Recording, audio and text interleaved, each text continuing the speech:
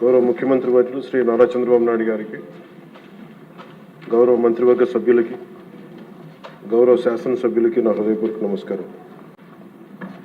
కూటమి ప్రభుత్వం గౌరవ ముఖ్యమంత్రి శ్రీ నారా చంద్రబాబు నాయుడు గారి సారథ్యంలో, గౌరవ ప్రధానమంత్రి శ్రీ నరేంద్ర మోదీ గారి సహకారంతో ఏర్పడి ఇంకొద్ది కాలంలో 2 సంవత్సరాలు పూర్తి చేసుకోబోతుంది.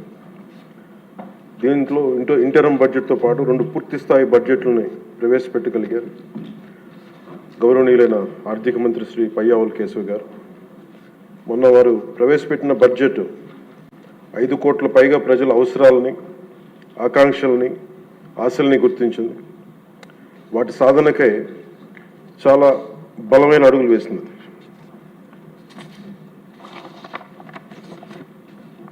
పర్టికులర్ ఇది మనకున్న ఆర్థిక పరిస్థితులు కానీ, 2014 రాష్ట్ర విభజన జరిగినప్పటి నుంచి కానీ, 2019 నుంచి 24 వరకు ఒక అరాచకమైన అనిశ్చితితో కూడిన ప్రభుత్వం కానీ, ఈ కేయాటిక్ ఇలాంటి గందరగోళం మధ్యలో, ఇంత అవకతవకల మధ్యలో కూడా చాలా 3,32,205 కోట్లతో బడ్జెట్ చాలా చాలా ఉన్న పరిమితమైన వనరుల్ని,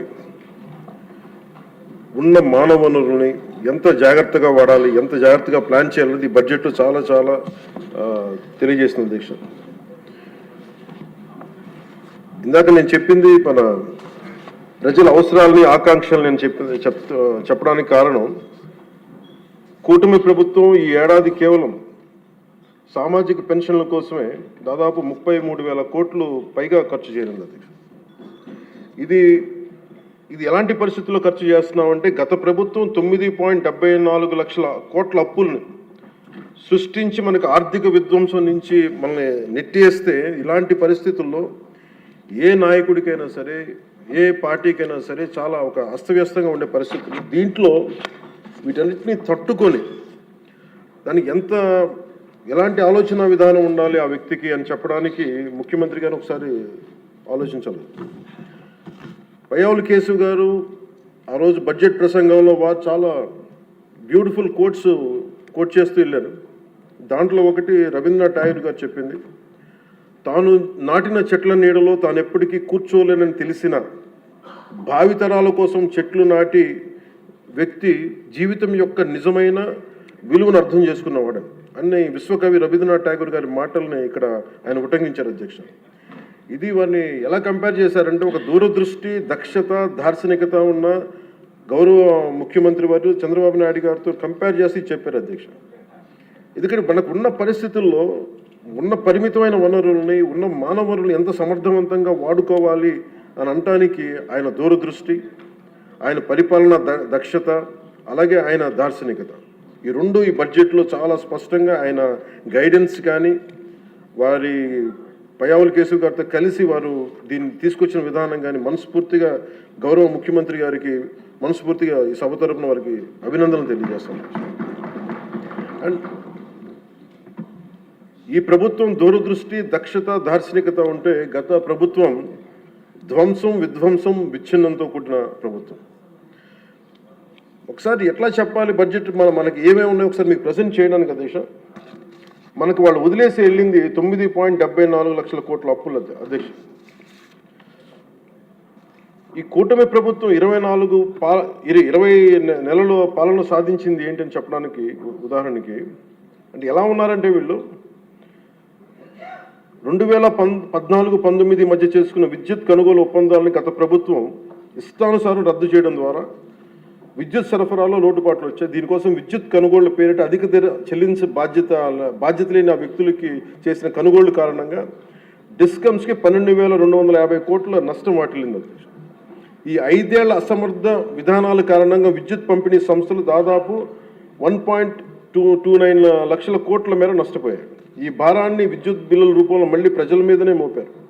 కూటమి ప్రభుత్వం వచ్చిన తర్వాత ఈ విధానాలను రద్దు చేసి ట్రూ అప్ ఛార్జీని పూర్తిగా ఎత్తివేయడమే కాకుండా, రాష్ట్ర చరిత్రలో ఎన్నడూ లేని విధంగా ట్రూ డౌన్ పేరిట ప్రజలపై విద్యుత్ బిల్లుల భారాన్ని తగ్గించినారు. అలాగే వాళ్ళు చేసిన అప్పుల వల్ల, వాళ్ళ నిర్లక్ష్య అసమర్థ పాలన వల్ల, ఆర్థిక విధ్వంసం వల్ల రాష్ట్ర అభివృద్ధి 30 ఏళ్ళు వెనక్కి నెట్టవేయబడి. ఇవేదో రుజువుల్లో చేయకుండా విమర్శ కాదు అధ్యక్ష. ఇది మనం శ్వేతపత్రంలో ఉన్న వివరాల ప్రకారం, మన జూలై 24 శ్వేతపత్రం ఉన్న వివరాల ప్రకారం వెళ్ళిపోయిన పాలకులు దాదాపు 9,74,000 కోట్ల అప్పులు మన మీద వేసి వెళ్ళారు. అందులో వివిధ శాఖల పరిధిలో పనులు చేయించుకుని కాంట్రాక్టర్స్కి, వెండర్స్కి వాళ్ళు చెల్లించకుండా వదిలి వెళ్ళిన అప్పులే 1,35,000 కోట్ల రూపాయలు ఉన్నాయి. అందులో కూటమి ప్రభుత్వం ఏర్పడిన తర్వాత 25,000 కోట్ల రూపాయలు ముఖ్యమంత్రి గారి నాయకత్వంలో అప్పులు తిరిగి చెల్లించగలిగాం అధ్యక్షుడు. నీటిపారుదల, రోడ్లు, భవనాలు, పరిశ్రమల శాఖల వారీగా ప్రాజెక్టుల కోసం మరో 37,000 కోట్లు విడుదల చేయడం జరిగింది. కూటమి ప్రభుత్వం ఏర్పడిన తర్వాత వాళ్ళు మిగిల్చిన అప్పులను క్లియర్ చేస్తూ అదనంగా సెంట్రల్లీ స్పాన్సర్డ్ స్కీమ్స్కి 25-26 ఆర్థిక సంవత్సరంలో 18,700 కోట్లని విడుదల చేయడం జరిగింది. కేంద్ర ప్రభుత్వం నుంచి వచ్చిన 10,500 కోట్ల నిధుల్ని వినియోగించడంలో గత ప్రభుత్వం చాలా ఘోరంగా విఫలమైంది. అందులో 1,800 కోట్లు PMAY అర్బన్ రెజ్యువనేషన్ మిషన్, ప్రధానమంత్రి Ayushman Bharat, pre matric scholarship for OBC, EBC, denotified తెగలు, PMSSV కింద రావాల్సిన పోస్ట్ మెట్రిక్ స్కాలర్షిప్లు చెల్లించకపోవడంతో వెనక్కి వెళ్ళిపోయి, తద్వారా పట్టణాల్లో అభివృద్ధి నిలిచిపోయింది. రాష్ట్ర విద్యార్థులు, యువత నష్టపోయింది. సెంట్రల్లీ స్పాన్సర్డ్ స్కీమ్స్కి రాష్ట్ర మ్యాచింగ్ గత ప్రభుత్వం ఇవ్వకపోవడం వల్ల 8,700 కోట్ల రూపాయలు నిరుపయోగం అయిపోయాయి. తద్వారా కేంద్ర ప్రాయోజిత పథకాల అమలు ఆగిపోయింది. ఇట్లా గత ప్రభుత్వం పూర్తి చేయకుండా వదిలేసి వెళ్ళిన పులివెందులు కానీ, డోన్, ఉద్దానం ప్రాజెక్టులకి తిరిగి మన ప్రభుత్వం వచ్చి 400 కోట్ల రూపాయలు కేటాయించి మళ్ళీ విలేజ్ స్కీమ్ ప్రాజెక్టులను ఈ వేసవిలోని ప్రజలకి అందుబాటులో తీసుకురాబోతున్నాం. మరో 7,910 కోట్ల రూపాయలతో 5 జిల్లాల పరిధిలో మెగా వాటర్ గ్రిడ్ ప్రాజెక్ట్స్ని ప్రారంభించాం. 2027 చివరి నాటికి మొత్తం ప్రాజెక్టులు పూర్తి చేయబోతున్నాం అధ్యక్ష. కూటమి ప్రభుత్వంలో అధికారంలోకి వచ్చిన తర్వాత జల్ జీవన్ మిషన్కి చాలా బలమైన పునరుత్తేజం తెచ్చాం. అలాగే విద్యాశాఖలో కూడా సహచర మంత్రి వైద్యుడు సోదరుడు నారా లోకేష్ గారి నాయకత్వంలో కూడా చాలా రెవల్యూషన్ చేంజ్ చేసి వచ్చినాయి. తల్లికి వందనం, మెగా పేరెంట్స్ టీచర్ మీటింగ్ వంటి ఈ వినూత్న కార్యక్రమాలను అమలు చేయడం, మెగా డిఎస్సి ద్వారా 16,000 మందికి ఉపాధ్యాయ నియామకాలు చేపట్టడం, ఇవన్నీ వారికి మనస్ఫూర్తిగా అభినందనలు తెలియజేస్తాను. మీ దృష్టికి ముఖ్యంగా జల్ జీవన్ మిషన్ ప్రజలకి తీసుకురావడానికి సభకు కూడా దేశంలో ఉన్న ప్రతి మనిషికి శుద్ధమైన, స్వచ్ఛమైన తాగునీరు అందించాలని గౌరవ ప్రధానమంత్రి శ్రీ నరేంద్ర మోదీ గారి సంకల్పం తీసుకొచ్చిన ఆయన ద్వారా వచ్చిన జల్ జీవన్ మిషన్ సైతం గత పాలకులు నిర్వీర్యం చేశారు. ఒకసారి రివ్యూస్ చేస్తామంటే 2019-24 మధ్య ఈ పథకం కింద కేంద్ర ప్రభుత్వం 27,000 కోట్లు కేటాయిస్తే కేవలం వాళ్ళు 4,000 కోట్లు మాత్రమే ఖర్చు చేశారు. అందులో కేంద్రం ఇచ్చిన గ్రాంట్ దాదాపు 2,000 కోట్ల రూపాయలు ఉంది. మనం అధికారంలో ఎన్డీఏ ప్రభుత్వం ముఖ్యమంత్రి గారి ఆధ్వర్యంలో అధికారం వచ్చిన తర్వాత గత ప్రభుత్వంలో పూర్తి చేసి ఇందాక చెప్పినట్టుగా పులివెందుల, డోన్, ఉద్దానం తాగునీటి ప్రాజెక్టులని ఈ వేసవిలోపే పూర్తి చేయబోతున్నాం. అలాగే మనకి 7,910 కోట్ల రూపాయలతో 5 జిల్లాల పరిధిలో చేపట్టిన మెగా వాటర్ గ్రిడ్ ప్రాజెక్టులు పనులు పురోగతిలో ఉన్నాయి. అలాగే 9,500 కోట్ల రూపాయలతో ఇంకొక 7 మల్టీ విలేజ్ స్కీమ్స్ని ప్రణాళికలు రూపొందిస్తున్నాం అధ్యక్ష. దాదాపు మనకున్నాయి 48,369 హ్యాబిటేషన్స్. దీంట్లో మేము నిన్న మొన్న ఈ మధ్యన రివ్యూ చేస్తూ ఒకటే మేము అడిగింది ఏంటంటే, గౌరవ ముఖ్యమంత్రి గారితో మాట్లాడుతూ మనకున్న మల్టీ విలేజ్ స్కీమ్స్ కాకుండా మనకి సింగిల్ విలేజ్ స్కీమ్స్ కూడా మనం ఏదైనా చేయాలని మాట్లాడితే ముందస్తుగా ఒక 3,000 బాగా గొంతెండిన గ్రామాలను గుర్తించాం అధ్యక్ష. వాటికి మేము ఉన్న దాంట్లో వాటర్ షెడ్ మేనేజ్మెంట్ కానీ, లేదంటే ఉన్న pipe lines, internal pipe lines కానీ ఇవన్నీ చేయడానికి ప్రణాళికలు సిద్ధం చేస్తున్నాం. ఈ ప్రభుత్వం కోరిక ఒకటే, ఎన్డీఏ ప్రభుత్వం కోరిక ఒకటే, స్వచ్ఛమైన, శుద్ధమైన నీరు అందించాలి. దీనికి మేము ఈ సమక్షంలో మాటిస్తున్నాం అధ్యక్ష. ప్రతి గ్రామానికి దీనికి నీళ్లు అందిస్తాం. దీనికి ఇది ఈ 48,369 ఈ గ్రామాల్లో ముందస్తుగా ఈ 15 ఈ మల్టీ విలేజ్ స్కీమ్స్ కాకుండా ఇంకొక 3,000 గ్రామాలకి నీరు అందించాలని చెప్పి ఒక బలమైన సంకల్పంతో ముందుకెళ్తా ఉన్నాం.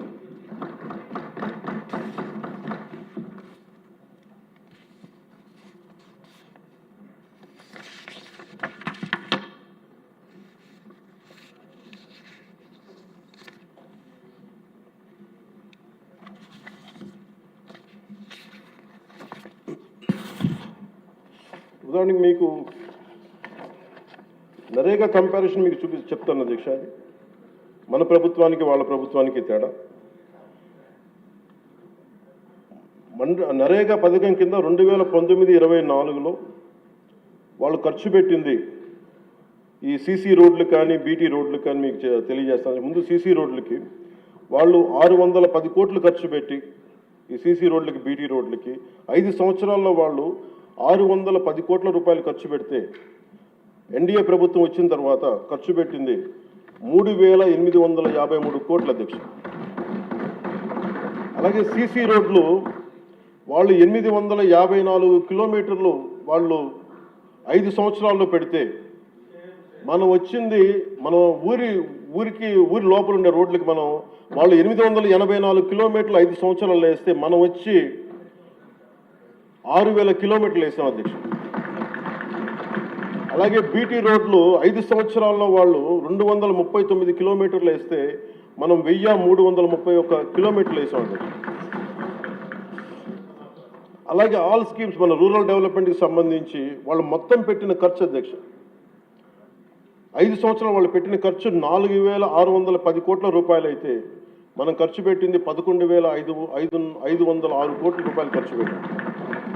సీసీ బీటీ రోడ్లు అన్నీ కలిపి 8,100 కిలోమీటర్లు వాళ్ళు 5 సంవత్సరాలు వేస్తే మనం ఇంకా 2 సంవత్సరాలు పూర్తి కాకుండానే 17,551 కిలోమీటర్ల రోడ్లని ఈ రోజున మనం పూర్తి చేయడం అలాగే పర్మిషన్స్ ఇవ్వడం జరిగింది. ఇది మీకు ఎందుకు చెప్తున్నానంటే అధ్యక్ష, మనం నిజంగా కనుక చెయ్యాలి ప్రజలకి అనుకున్నప్పుడు గౌరవ ముఖ్యమంత్రి గారి ఆధ్వర్యంలో చాలా అద్భుతంగా రకరకాల దారులు వెతికాం. మనకి అప్పులు మిగిలిపోయినాయి, కష్టాల్లో ఉన్నాం, ఉన్న ఒక 100 కోట్లు ఎలా సర్దాలి, దేనికి ప్రయారిటైజ్ చేయాలని చెప్పి ఇది మా చిత్తశుద్ధి అంతా ఏంటంటే లాస్ట్ మైల్ జనానికి ఎలా అందించాలి అన్న ఒక తపన ఈ రోజున మనం ఇంత బలంగా ముందుకు తీసుకెళ్తాం అధ్యక్ష. అలాగే గ్రోత్ రేట్ ఆఫ్ ఆంధ్రప్రదేశ్ 2014-19 వచ్చినప్పుడు మనకి విడిపోయినా కానీ 13.50% మనకు ఉన్నప్పుడు అదే 19-24 వచ్చేటప్పటికి 10.5% పడిపోయింది. కానీ మనకి 9 లక్షల పైచులకు అప్పు ఉండి మనకి పోలవరం లాంటి ప్రాజెక్ట్ని నిర్వీర్యం చేసి అమరావతిని కట్టకపోయినా కానీ స్టిల్ మనకి ఇన్ని దెబ్బలతో పాటు మన ఎదురు దెబ్బలు తింటూ కూడా గౌరవ ముఖ్యమంత్రి గారి ఆధ్వర్యంలో నాయకత్వంలో రాష్ట్ర ప్రభుత్వం 24-25 సంవత్సరానికి కానీ 11.75 ఆర్థిక అభివృద్ధిని చూపించిందంటే ఇది ఎంత బలమైన దార్శనికతతో కూడిన ఈ లీడర్షిప్ ఉందో మనకి తెలియజేస్తూ ఉన్నది. సో మనస్ఫూర్తిగా ఇది నేను గౌరవ ముఖ్యమంత్రి గారికి నేను ధన్యవాదాలు తెలియజేసుకున్నాను. అలాగే క్యాపిటల్ ఇన్వెస్ట్మెంట్ ఇన్ఫ్రాస్ట్రక్చర్ డెవలప్మెంట్కి 2019-24కి మనకి వాళ్ళకి 16,000 కోట్లు వస్తాయి. ఈ ప్రభుత్వం రాగానే 24-25కి 32,712 కోట్ల రూపాయలు ఇన్ఫ్రాస్ట్రక్చర్ డెవలప్మెంట్ కానీ క్యాపిటల్ ఇన్వెస్ట్మెంట్ కానీ పెట్టింది.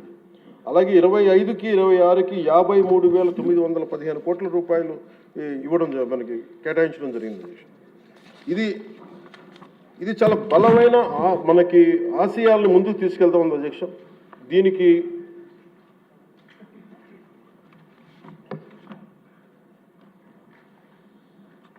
దీనికి మేము కోరుకుంటుంది కూడా ఈ అలయన్స్ చాలా బలంగా ఉండాలి అనేది నా ప్రజల సభ్యులందరికీ కూడా నేను నా ఆకాంక్షని నా ఆశయాన్ని తెలియజేస్తాను.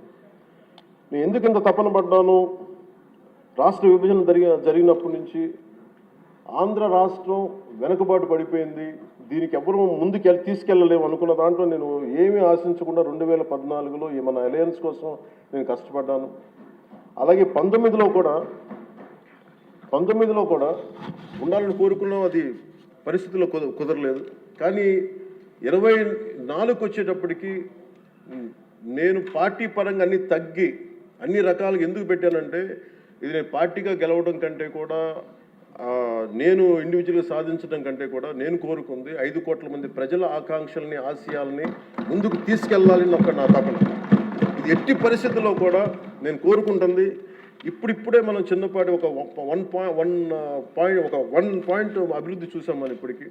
ఇది ముందుకెళ్ళాలి, ఇంకా మన ఆకాంక్షలను ఆశయాలు ముందుకు తీసుకెళ్ళాలి అంటే ఇది మనలో ఉన్న ఏమన్నా సరే చిన్న సవరణ ఏదైనా చేసుకుంటే అందరం ముందుకెళ్ళాలి. ఈ ప్రభుత్వానికి ముఖ్యమంత్రి గారికి బలంగా నిలబడాలని మనస్ఫూర్తిగా కోరుకున్నాను అధ్యక్ష.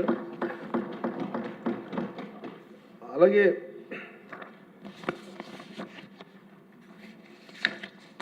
ఏం చెప్పారు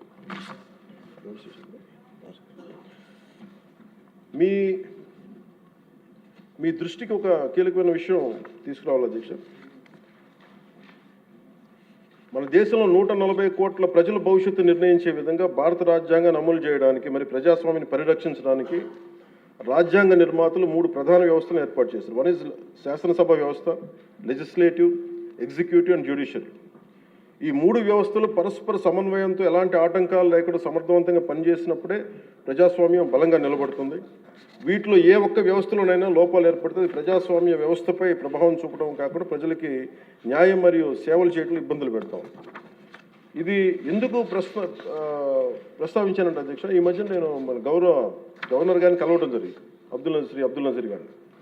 జరుగుతున్నప్పుడు ఆయన నా దృష్టికి తీసుకొచ్చింది, ఈ national grid judicial data grid ప్రకారం దాదాపు 1,11,59,767 సివిల్ కేసులు, మరి 3,80,60,784 క్రిమినల్ కేసులు ప్రస్తుతం దేశవ్యాప్తంగా పెండింగ్లో ఉన్నాయి.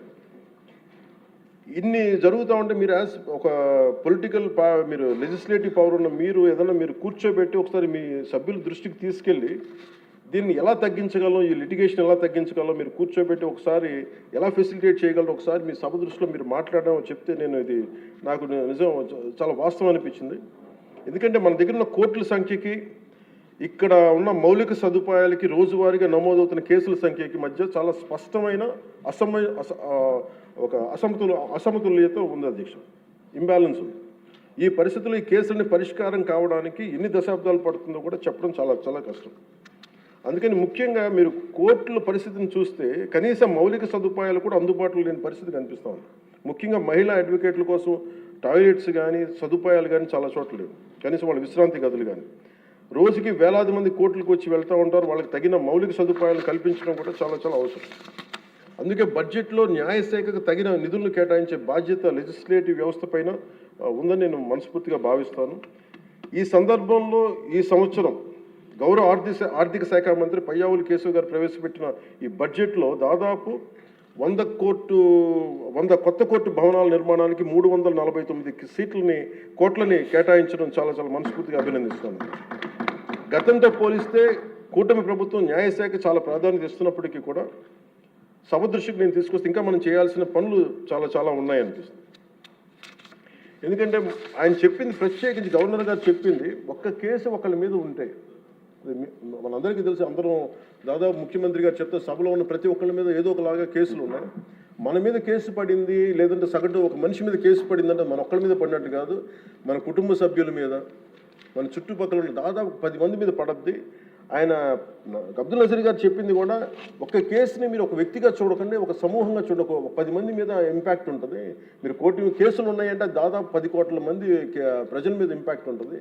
అందుకని దాని మీద మీరు లిటిగేషన్కి మీరు ఆల్టర్నేటివ్ డిస్ప్యూట్ రిజల్యూషన్ మీరు పెంచే దిశగా మీరు ప్రభుత్వం ఆలోచిస్తే చాలా మంచిది అనేది వారు సూచనప్రాయంగా తెలియజేశారు అధ్యక్ష.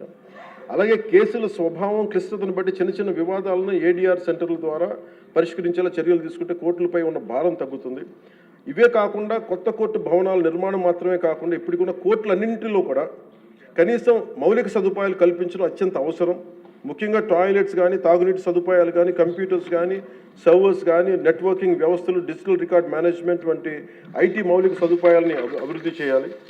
అలాగే కోర్టులు మరియు జైళ్ల మధ్య వీడియో కాన్ఫరెన్సింగ్ వ్యవస్థలను విస్తరించడం, ఆటోమేటెడ్ కేసు నిర్వహణ వ్యవస్థలు అమలు చేయడం వంటి సాంకేతిక పరిజ్ఞానాలను ఉపయోగించుకోవడం ద్వారా విచారణ వేగాన్ని పెంచి ఖర్చును కూడా తగ్గించవచ్చు. సో అధ్యక్ష, ఈ అంశంపై గౌరవ ముఖ్యమంత్రి శ్రీ నారా చంద్రబాబు నాయుడు గారి నాయకత్వంలోని కూటమి ప్రభుత్వం సమగ్రమైన ఒక చర్చ జరపాలని, అవసరమైతే గౌరవ గవర్నర్ మరియు సుప్రీంకోర్టు మాజీ న్యాయమూర్తులు అయిన జస్టిస్ అబ్దుల్ నజీర్ గారి విలువైన సూచనలు కూడా తీసుకుని ముందుకు సాగితే మరింత మెరుగైన ఫలితాలు సాధించవచ్చని సభ దృష్టికి నేను తీసుకొస్తాను. అలాగే నేను